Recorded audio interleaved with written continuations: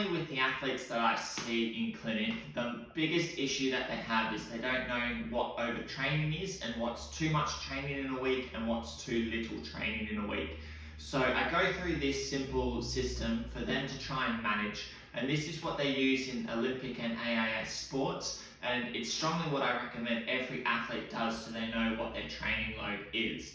Basically what you do is you have a diary Monday to Sunday, and you're trying to work out all of the training sessions that you do. So any training session that you exercise, you want to put down, so how long it goes for in minutes, and then you want to rate that session out of 10. So 0 being it was you basically walked, and 10 being it's the hardest session that you've ever done.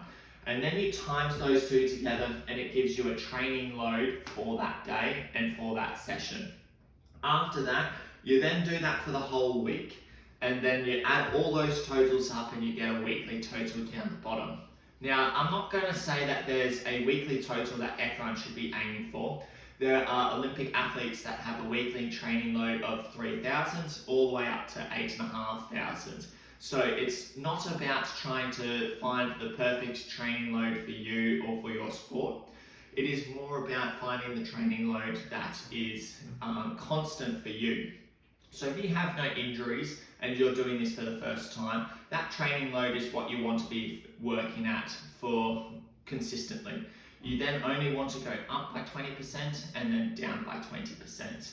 If you are having niggles and you're having some issues and feeling some strain with your training, I would automatically look at trying to reduce that by about 500 to 1,000 training load, and then starting and building up from there.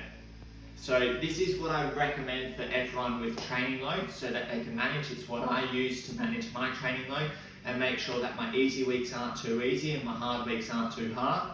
And then I can also make sure that I'm not doing an easy week and then a hard week and having a 40% difference between the two, which would be outside that 20% difference, and then injuring myself.